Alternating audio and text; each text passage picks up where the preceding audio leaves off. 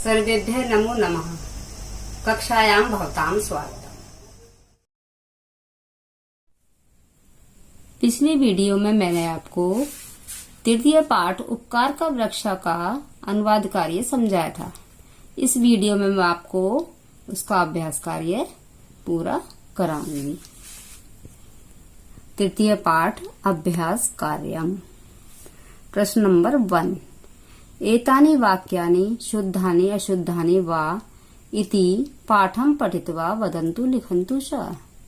ये वाक्य शुद्ध हैं अथवा अशुद्ध हैं, ऐसा पाठ के आधार पर बोलिए और लिखिए। पहला वाला आपका फिल किया हुआ है, वैसे आपकी सहायता के लिए मैंने यहाँ पर इनको फिल भी कर दिया है। वृक्षा अस्माकं जीवनस्य आधारा सन्ति। पेड़ हमारे जीवन के आधार हैं। शुद्धम। नंबर 2। वृक्षा भूमे उद्भवन्ति। पेड़ भूमि पर उगते हैं। शुद्धम। नंबर 3। वृक्षा अपि भोजनम कुर्वन्ति। पेड़ भी भोजन करते हैं। शुद्धम। नंबर 4। सर्वे वृक्षा फलानि यच्छन्ति। सभी वृक्ष फल देते हैं। अशुद्धम। नंबर 5। वृक्षा अपि जायन्ते वर्धन्ते म्रियन्ते च। पेड़ भी जीते हैं, बढ़ते हैं और मर जाते हैं। शुद्धम। वृक्षा अस्माभिरक्षणीया भवन्ति।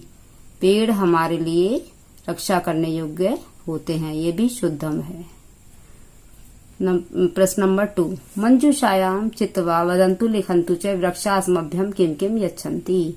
मंजूषा से छाटकर बोलिए और लिखिए कि पेड़ हमारे लिए क्या क्या देते हैं। नंबर 1। वृक्षा परेभ्य स्वच्छ वायु यच्छन्ति।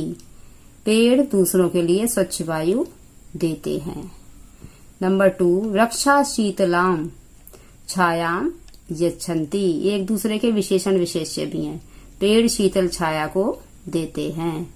नंबर 3। वृक्षा मधुराणि फलानि यच्छन्ति। पेड़ मधुर फल भी देते हैं। नंबर 4। वृक्षा वातावरणम स्वच्छम कुर्वन्ति। पेड़ वातावरण को स्वच्छ करते हैं। नंबर 5। वृक्षा कोमलानि। अब क्या आएगा यहाँ पर? पुष्पाणि यच्छन्ति। पेड़ कोमल फूलों को देते हैं। नंबर 6। वृक्षा प्राणिनाम अतीव उपकारम कुर्वन्ति। प्राणिनाम यहाँ पर है आपका, तो पेड़ प्राणियों का बहुत अधिक उपकार करते हैं। अब प्रश्न नंबर 3। उचित अर्थै सह मेलनम कुर्वन्तु। उचित अर्थों के साथ मिलान कीजिए। वृक्षा का पर्यायवाची या दूसरा अर्थ क्या होता है? तरवः, भुक्त्वा, खादित्वा, बहवः, अनेके, पृथिव्याम, भूमौ, रसम, जलम।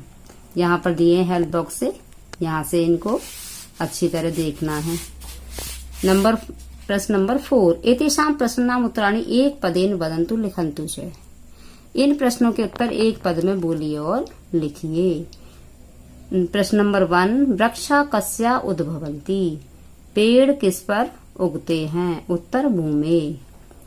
प्रश्न नंबर 2। शाखा कस्मात् उद्भवन्ति। शाखा किससे उत्पन्न होते हैं? उत्तर प्रकांडात्।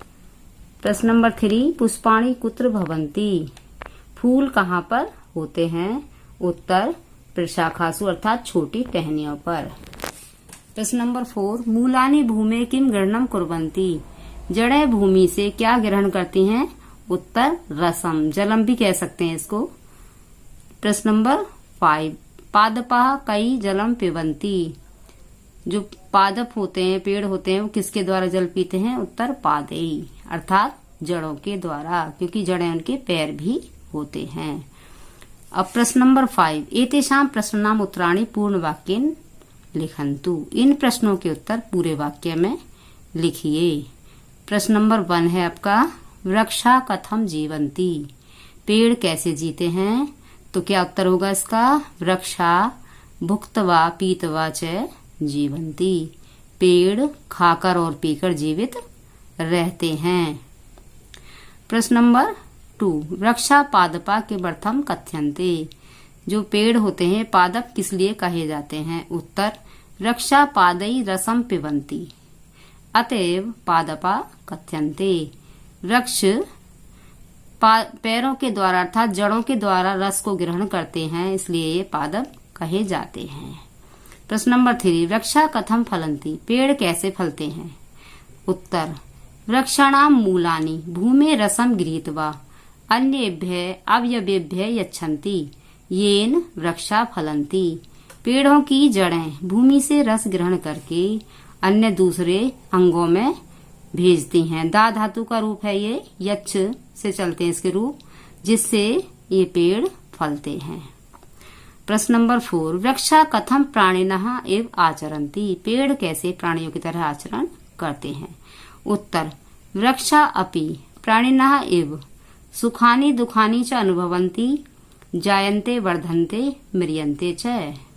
पेड़ भी प्राणियों की तरह से ही सुख और दुख का अनुभव करते हैं, जीते हैं, बढ़ते हैं और मर जाते हैं। यही गति प्राणियों में भी होती है। प्रश्न नंबर 5, वृक्षा कथम प्राणिनाम उपकारम कुर्वन्ति, पेड़ किस तरह से किस प्रकार प्राणियों का उपकार करते हैं? उत्तर, वृक्षा पत्रई पुष्पई फलई छायया बलकलई काष्ठई च सदैव प्राणिनाम उपकारम कुर्वन्ति।